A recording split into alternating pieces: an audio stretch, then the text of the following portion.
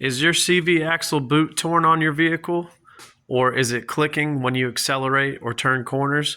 You probably need to replace those CV axles. Let's get into it. First, go ahead and jack up the car, put it on jack stands, be safe, make sure you're using jack stands, guys.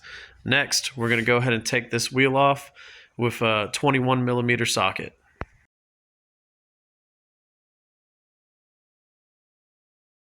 Okay, now that our wheel's off, you're going to want to go ahead and remove this cotter pin. You can use a pair of needle nose pliers or a pair of side cutters or dike cutters to get this off. Then we're going to remove our axle nut, which is a 32 millimeter socket. So go ahead and bend your cotter pin down, and then you can grab it from here and pull it out. Now if it doesn't want to pull out, or if it's rusted on there pretty good, you can basically just cut this off and pull it out.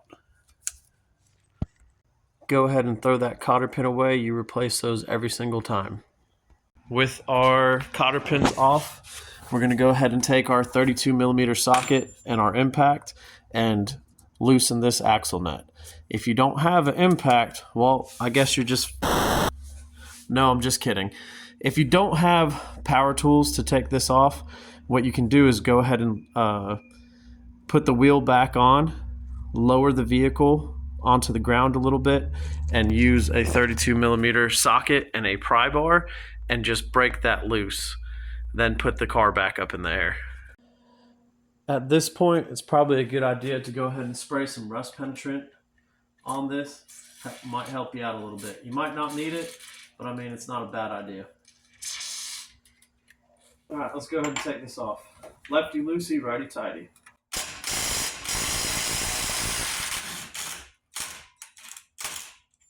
And there we go. Put that to the side. Okay, here's a better view of the CV axle boot being torn.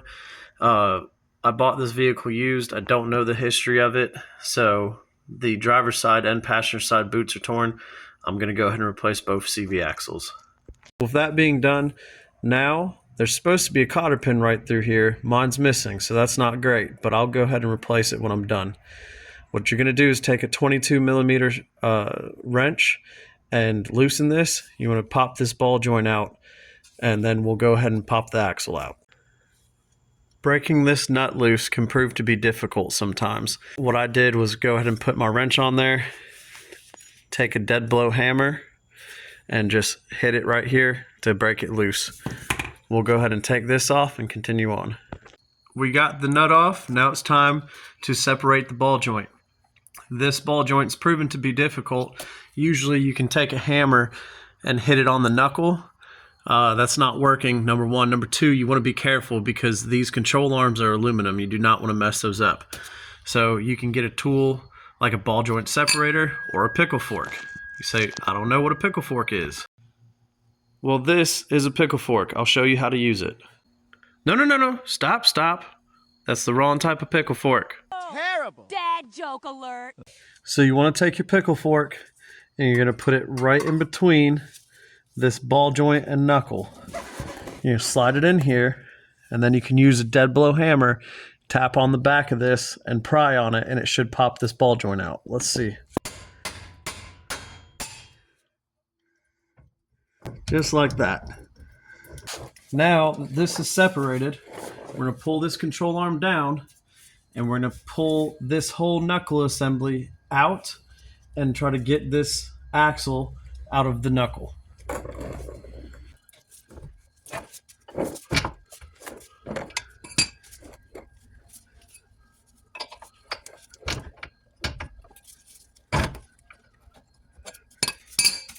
All right, now that's separated. We're going to go ahead and pull this axle out. Okay, if it's stuck in there, give it a couple taps on this. Now, if you're reusing this axle, which obviously we're not because we're replacing it, you can put that axle nut on there so you don't mess up any threads. But go ahead and take your dead blow hammer, give it a couple taps, there you go. You should be able to pull this out.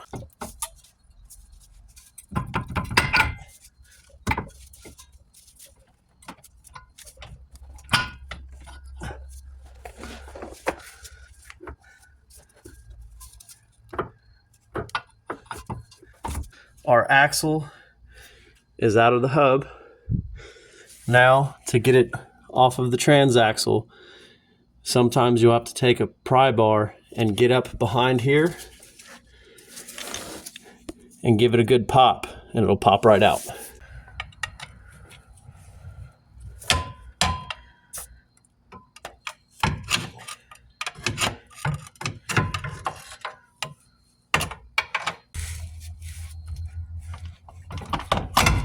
Well, definitely don't do that if you plan on reusing this axle.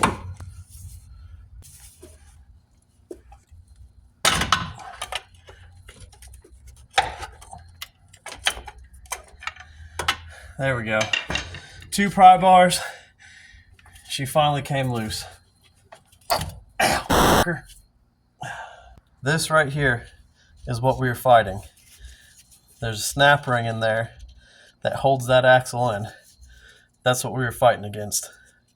Now it's out. There we go. Axle's out. The axle seal or transaxle seal looks good. We'll go ahead and reuse it because it's not leaking. We are on the passenger side now. You pull everything out the same way you did the driver's side. The only difference is right there you have 3 12mm bolts. You need to unbolt those before you pull the axle out because those are holding it in. This axle is much longer than the driver's side axle. So let's unbolt those.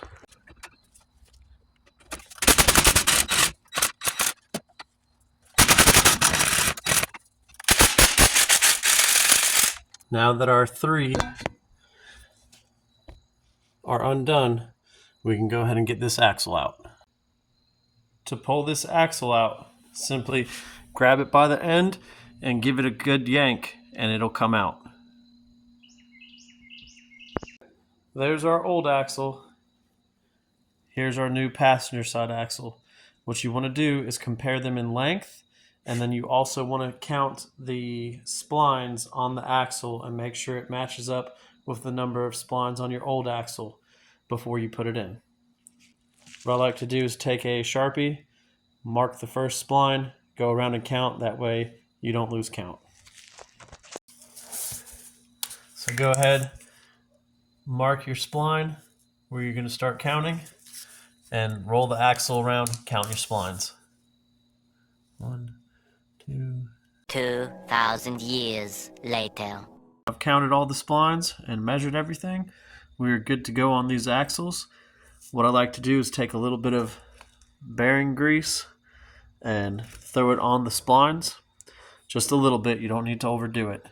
It helps it slide in and stay lubricated in there, so if you ever have to pop these out, hopefully it won't be stuck. But let's go ahead and put a little bit of grease on these and pop this driver's side in. Now that I have a little bit of grease on these splines, what we're going to do before we install it is we're going to take this little circlip, C-clip, and you're going to want the opening of this clip at your 12 o'clock position. You want it upright. That'll hopefully help us install it. Let's see how it goes. It shouldn't be this fucking difficult.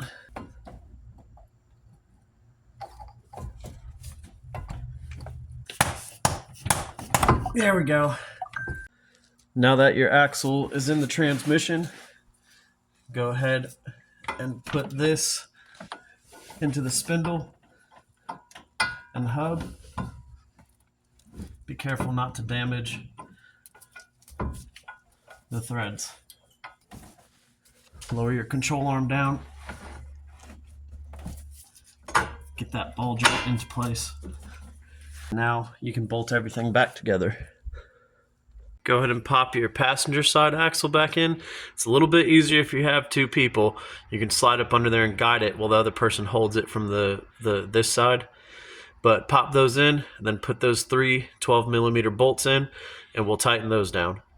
Repeat the same steps. Put the axle into the hub and put your ball joint back on the spindle. Now that our ball joint's back in place, take your nut, put it back on, tighten it down, and then you're going to put your cotter pin through. If you're having trouble with your ball joint spinning as you're trying to tighten that nut down, put a jack underneath the control arm and put tension on it. It'll help it hold it steady as you tighten that nut down. Now, just get your axle nut, put it on there, and we're going to torque that axle nut down to 202 foot-pounds. You can either do this on the ground once you put your wheel back on, or you can do it with a pry bar. I choose to do pry bar. All right, now what you want to do is take your lug nuts, put your lug nuts on. It's going to save your threads on your wheel studs from getting damaged. What we're going to do is put these on, and we'll put our pry bar in here as leverage while we're torquing this axle nut down. Now that your axle nut's on and your lug nuts are on, you're going to take your pry bar and you're going to wedge it in between your lug nuts. That's going to help you keep tension on this as you torque your axle nut down.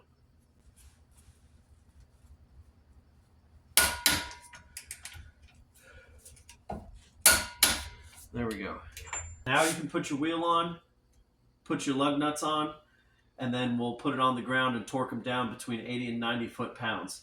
With this steel wheel, you see I have room to put a cotter pin in here with the wheel on the vehicle. If you have rims or wheels on your Altima, you might not be able to do this, but I have room to do it. Slide that cotter pin in there and just bend it. Bend one up and around that way, bend the other up and around this way. Let's go ahead and zip these on.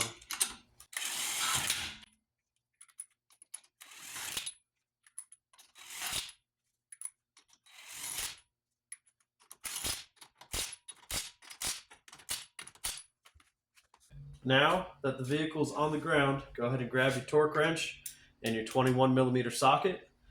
Set that torque wrench between 80 and 90 foot-pounds. I usually do 90 foot-pounds. And let's go ahead and torque this wheel down.